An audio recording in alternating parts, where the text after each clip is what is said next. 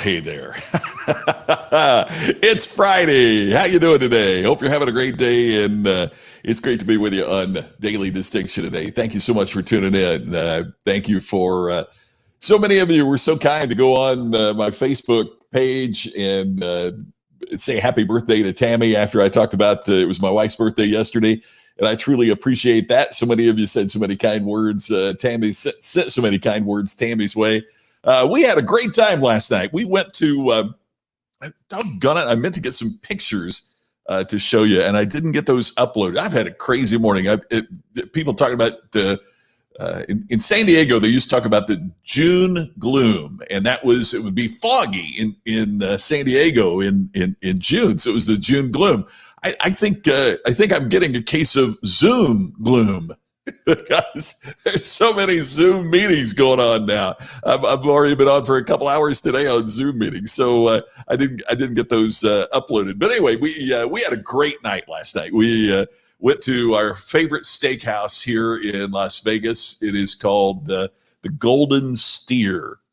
I'll tell you a story about it in a minute, but thank you for the kind words that you sent my way and Tammy's way. Bonnie, always great to see you. Hope things are good in Chicagoland. Brian, how you doing today? Glad you were here. Not a show without you, my friend. Thank you so much, and hope things are good in Wisconsin. Ted, happy Friday to you as well. Thank you so much for being here. Really appreciate it. Good to see Charles here from beautiful Silicon Valley.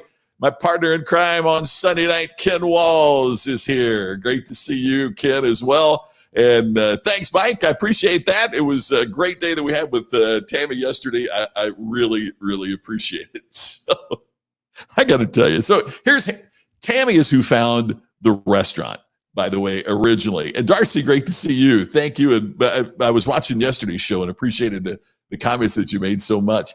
So Tammy's the one that found this restaurant. And the first time we went was our anniversary 2 years ago. And I had been on the road. I had a speech that morning and flew in, and so we were going to go to anniversary dinner. So I get in. She picks me up at the airport. She says, "Okay, I'm taking care of dinner tonight. I'll do the planning for our anniversary dinner." Very cool. All right. So she picks me up at the airport, and I'm thinking we're going to go to, Morton's or Del Frisco's or some steak place like that, and we're on Sahara in an area that's, it's not really the best part of Vegas. And we pull in this parking lot, and I swear to you, I'm thinking this is a joke, right? I mean, where are we really going, honey? And we pull in, and the parking, it's old and it's really tight, and the other stores there are like, and I'm serious. I'm a little bit concerned about us walking from where we had to park to the door of the restaurant. I mean, I'm thinking, what in the way? And I totally messed that up because I take that back. It was not our wedding anniversary. It was Valentine's Day. It was a Valentine's Day dinner that we were going to. And the reason that's important is, so we walk in the restaurant, and I'm thinking, what a dump is this going to be?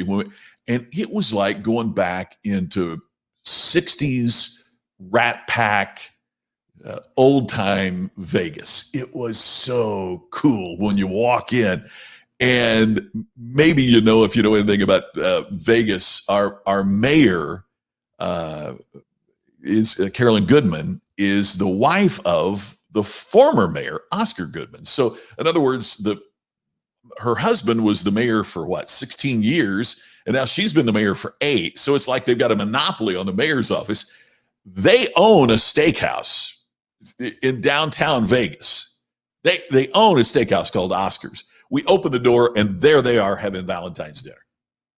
The former mayor, the mayor, steakhouse owners, they're at this steakhouse for their Valentine's Day, which is kind of impressive, right?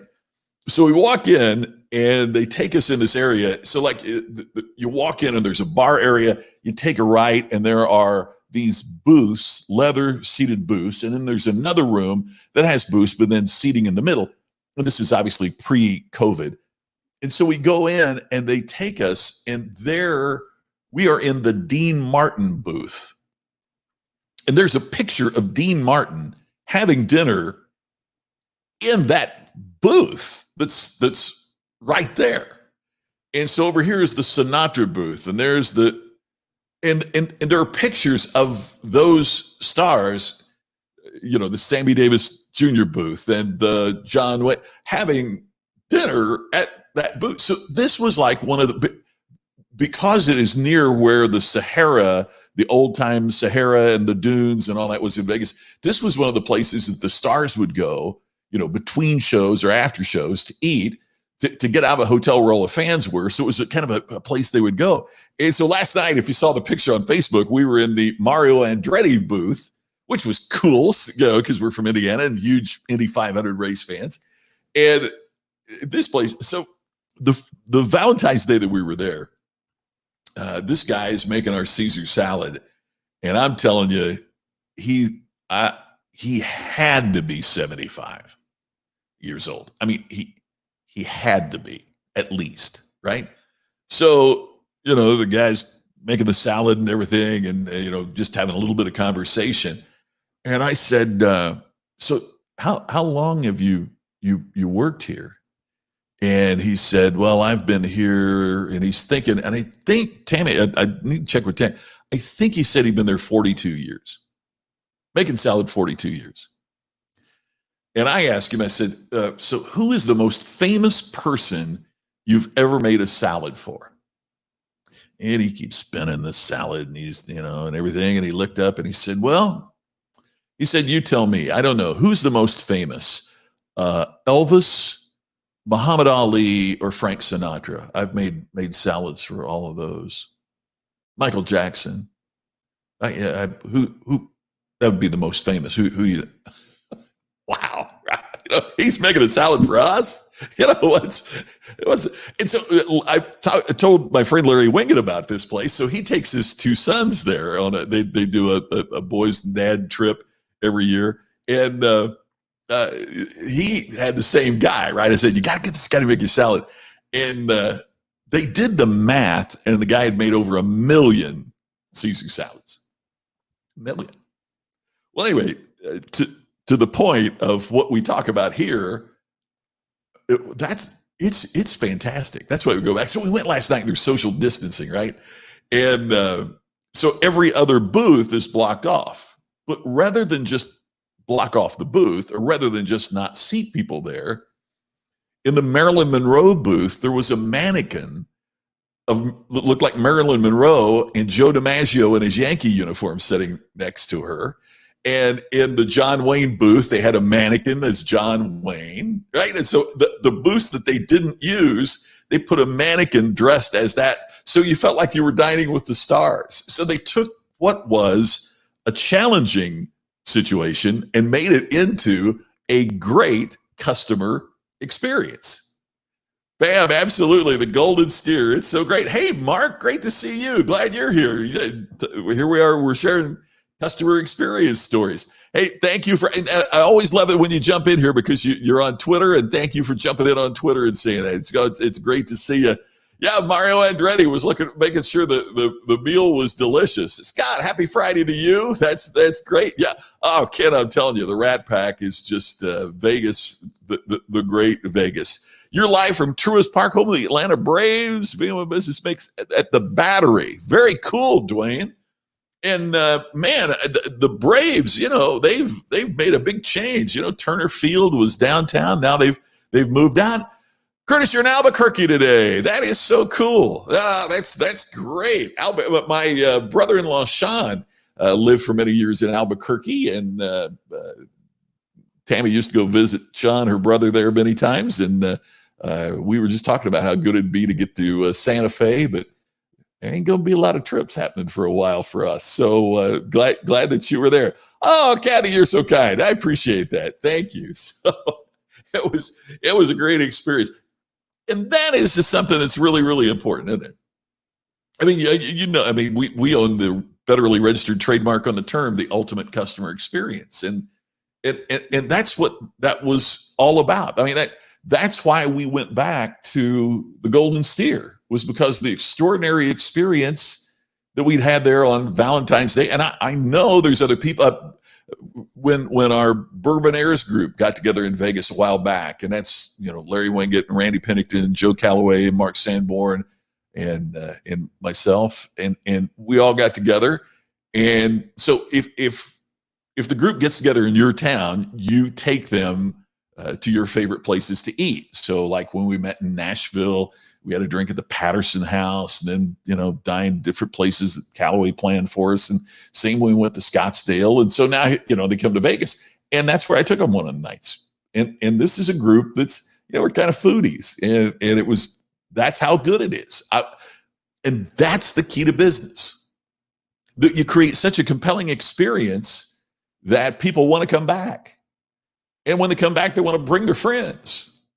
Or they want to get on Facebook Live and tell people that if you're in Vegas and you want a steak, get out of the casinos and go to the Golden Steer. You'll love it. When you're in Indianapolis, I spent more time at Sullivan's Steakhouse than you can imagine. That was our place. When you go to Sullivan's in the bar, we were there so much. They put some names on plaques in the bar, and mine's the top plaque there at Sullivan's, which is crazy. I don't even live there anymore. They put it up, but it's great. But if you're in downtown Indy, man, you got to go to St. Elmo's. I mean, I know that there's all the other steakhouses there, but you haven't had a steak in Indianapolis if you haven't been to St. Elmo's. So why did we say it? Because of the experience. So what if somebody talked about you? What if somebody talked about your business the way that I'm sitting here talking about Golden Steer and St. Elmo's and Sullivan's? That's the key to great business, is that you create a business experience that is so compelling that your customers repeat and refer you. When you can profitably create experiences so compelling to customers that their loyalty becomes assured, man, that's you've got it licked. I mean, you've got it taken care of. So I didn't mean to get off on that rant there, because I had another story I was going to tell you today. So I'll tell you the other story now.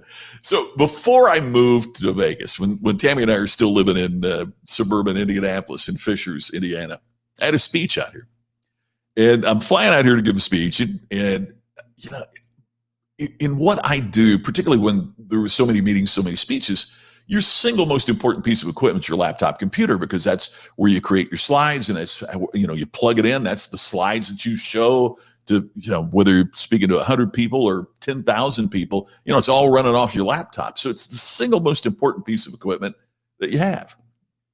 So I'd had the Mac I was using.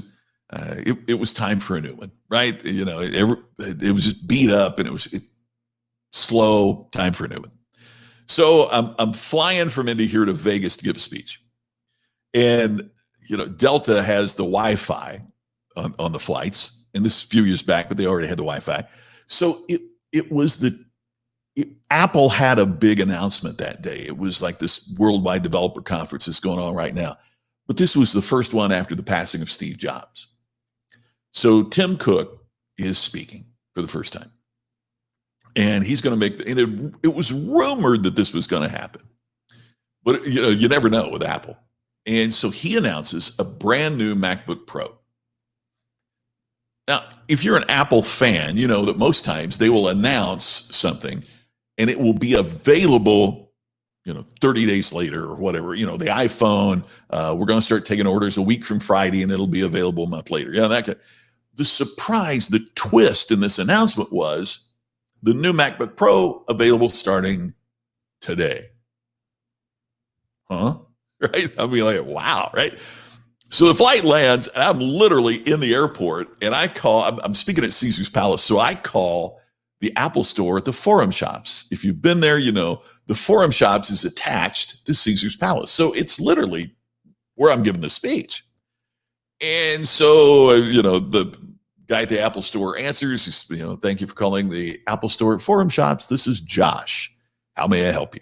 I said, hey, Josh, I just got off a plane. I'm going to be staying there at Caesar's, and I was following the speech by Tim Cook.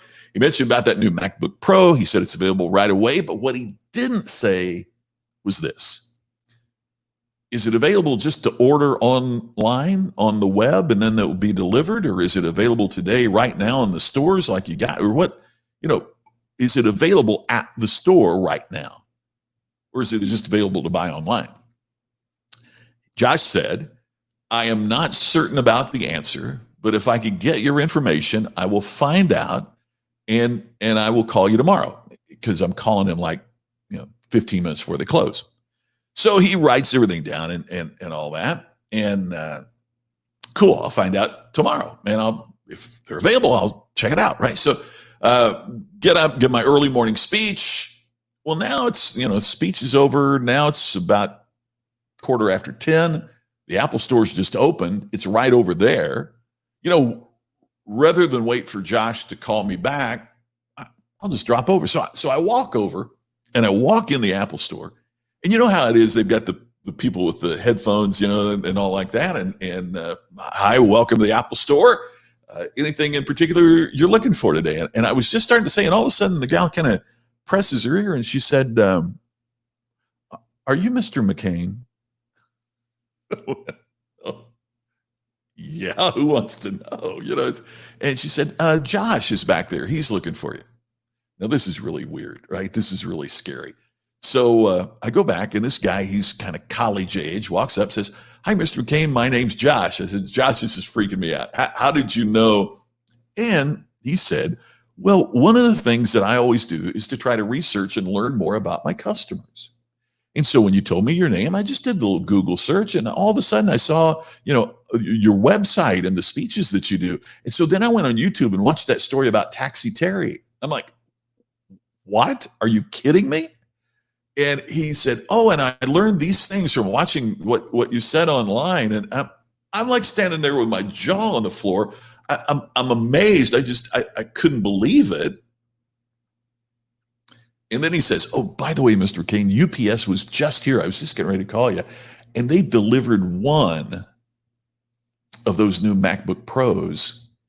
And if you want it, it's yours. What do you think I did just then? Did I say, I don't know, Josh, what's the best deal you got on it? Could I get 10% off? Well, I don't know. I think I need, no, I'm like, bring that baby out here. Let's go. With an experience like he's creating for me, you think I was going to buy it anyway. So they bring it out, right? And Josh, he took he wouldn't even take the cellophane off without my approval. But then he steps back. He would not open up the box. He said, no, it's your new MacBook Pro. You open up the box and we go through everything. It was just an amazing experience. I'm getting ready to walk out, and Josh very loudly says to the store, ladies and gentlemen, please give a round of applause to our great customer who just purchased the first MacBook Pro sold by the Forum Shops Apple Store. And every employee, it was like on a queue. They lined up, parallel line to the door. And I'm walking, it's like a gauntlet, and they're applauding as I walk out of the store, the purchase of their. Now, they didn't realize that I'm a keynote speaker, and when I hear applause, I'm generally on for an hour. Okay, so it was so cool, right? So now I go back to my hotel room at Caesar's Palace, and I've got my new MacBook Pro, and I open it up and I get on email, and I'm thinking, I've got to tell that story. So any Apple fan knew that Steve Jobs' email was sjobs@apple.com. So I'm thinking, okay, what could Tim Cook's email be? tcook@apple.com. So I write an email, and I'm assuming, they've got 15 layers of staff that review his email. So I write tcook@apple.com. Tim, I thought it'd be personal, right? Tim, thought you might want to know what just happened to me and the experience I had as a customer at Apple. So I write down everything that Josh did, right? Ship it off. Now I'm meeting a friend for lunch, go for lunch, come back. I've got a message light flashing, but before I check the message, I opened up the computer and it said reply T Cook at Apple. And the email was short and sweet. It said, "Dear Scott, thanks for sharing. My goal is for every Apple customer to feel the way that you feel right now. Appreciate you taking the time to write. Best regards, Tim." Now, I'm also thinking, how cool is it that he has set up his assistants to respond to situations like that, right? That's pretty cool, right? I mean, you're right, the CEO. I mean, here's Apple that has the largest market cap of any corporation on the planet. And the CEO has set it up so that people, so I checked the message line. Hey, Scott, it's Josh from the Apple Store. If you could just give me a shout, I would appreciate it. I'm thinking, oh my gosh, my credit card didn't go through or something, so I called Josh. That was not an assistant, because Tim Cook called the Apple Store to tell them about the email, to thank them for creating such a great experience for a customer. And I found out later that that's something that Tim Cook does on almost a daily basis, is to get his team to give him a few emails, and he personally responds to a few customer emails every day. And if there's an experience, he will call the store and congratulate that representative. So Josh got a congratulations from Tim Cook. Josh is golden at Apple right now, right? And it gets me because I do business with little tiny companies, and the owner of the company can't take time to respond.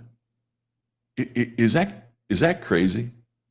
It's just amazing.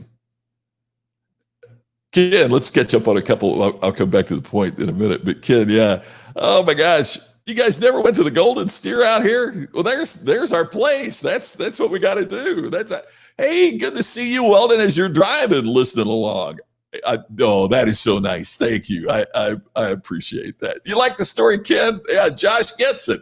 Go, Josh, go. You're right, Kathy. That's so cool. Oh, in Apple I trust, Brian. I'm the same way, man. Ken, I would never switch to a Windows system after that experience, right? I mean, if you wonder why Apple is Apple, to me, that kind of says it right there, and evidently Steve Jobs did the same thing, would contact customers via email every day. So a couple questions for you. Here's the first one. Do you research your prospects before you make an offer? What do you know about them? I have received 4 messages on LinkedIn this week saying, as a professional speaker, have you ever thought about writing a book? Yeah, maybe. It's occurred to me. What chance do they have of breaking through when I know immediately they have no idea what I do? And see, there's where people say sales is a numbers game, that it really upsets me, because they're exactly right, but they don't know all the numbers. In other words, they think if I fog out more emails, if I fog out more contacts, I'll get more return. Yeah, maybe, but maybe that's not the most profitable thing for you. Because if you send me the email saying, have you ever considered writing a book? I realize you're an idiot when it comes to sales, because you got no idea who the customer is. You're just insincerely fogging out stuff. You'll never get it. I've blocked you. I'm done. You'll never get a chance to sell me again. Wouldn't it have been better to take just a moment and just,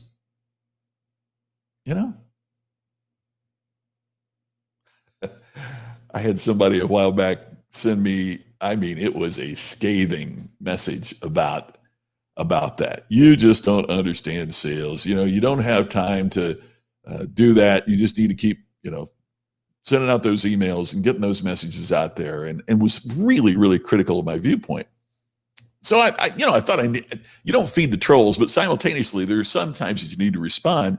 So all I did was a quick Google search, which anybody can do. And I found out that this person was a salesperson at an automobile dealership where I'd purchased 6 cars. But he started at the dealership after I'd moved out of that community, Louisville. I also found out that I know his uncle. And I also found out a couple other things, right? And so I said, well, if you'd have done a little bit of research, you would have found out that I've been a great customer of the place where you work. You'd also know that I know your uncle. You also know, and it was beautiful, but it just took an instant.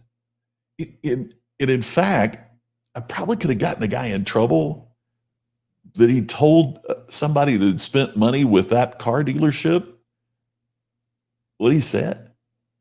It just takes a moment to research your prospects before you make them an offer. That's what it's all about. Yeah, Curtis, you're exactly right. And it was a great customer experience, an ultimate customer experience, because Josh took just a moment. I mean, some folks might go, oh, that's creepy. Well, you know what? I'm not talking about that they did a deep dark web search. He just went to Google, enter my name. It's easy, right? It's pretty easy. Yeah, Ken, I'm thinking about writing a book. Brian, I appreciate that. Thank you. Yeah, Charles, you need to stop sending those emails. All right. Oh, yes, Kathy, do your research. Ken, I love this. It'd be iconic if I wrote a book like that. So it takes a moment. Do a little bit of research. Also ask yourself this. If you knew your prospects better,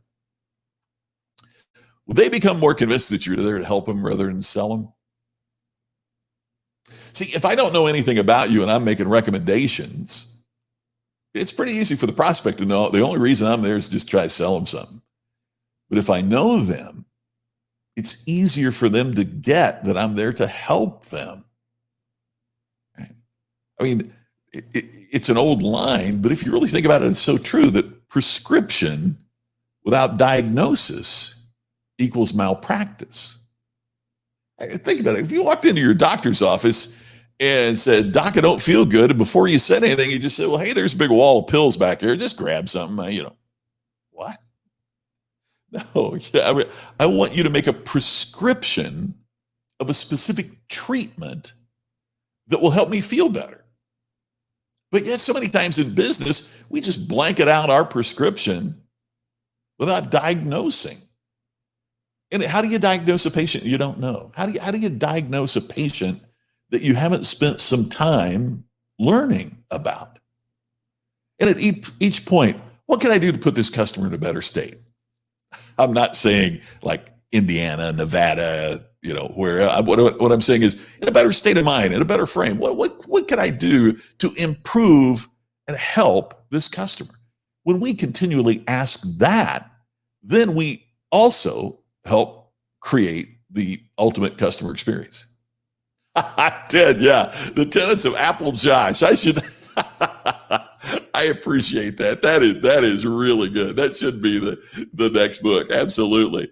Do you run multiple emails to sort out the good from the bad, or does it even matter today? Weldon, yeah, I do. I have a specific email address that if I'm signing up for something, it goes to that, so I can filter that out. I also use a program filter. Google's gotten really, really good. Gmail's really good, but there's another filter that I use. That you can go through your list. It'll determine which you're from mailing list. Then you go through that list, and it'll put them in just go through your email and sort that out. And that's really going to happen. Yeah, spammers going to spam, Ken, but we're trying to find all the ways we can that we don't even have to deal with it anymore. What a horrible thing, right? When customers are trying to look, I realize, telemarketers got to eat and spammers got to eat and all that, but man, they could be so much more successful if they put that same amount of time and effort into just trying to research their prospects before they make an offer, know their prospects better so the prospect knows they're there to help and not just sell. and constantly be asking, not what can I do to get this customer to put their name on the dotted line, but what's going to put them in a better state? What's going to help them? What can we do to make things more effective, a higher level? When we do what Josh did at the Apple Store, when we do what the Golden Steer did last night, that's when we make ourselves distinctive. And it's when we deliver the ultimate customer experience. Thanks for letting me share my stories. I appreciate that. I had such a great experience last night and a great experience at the Apple Store, the Forum Shops. It's all very cool. And I hope from that, I know that I've learned about my business through their example, and I hope you do too. Yeah, and Weldon, you're right. 100 plus emails today, but you can count on both hands the ones that really matter. Isn't that the truth? And we get bombarded with this. And so that's why, to me, that's why distinction, and you've hit on it there, Weldon, that's why distinction is so critical in today's world, is that we've got to figure out how we stand out. So that's part of what this is all about here. Thanks, Charles. I appreciate that. Now let's all go out and find Josh. You bet. Josh is no longer with Apple. In fact, he got a great job with Uber. He worked his way up at I'd stay in touch with Josh, and he is now not driving for Uber, with Uber Corporate, and finished college working at the Apple Store, and now has a great job with the Uber Corporate. So Josh continues to work to try to make the experience of customers better. It's part of what he's doing with Uber. So, hey, thank you, everybody. I really appreciate you watching. I look forward to seeing you tomorrow. Yeah, on the weekend edition of Daily Distinction. Look forward to seeing you then.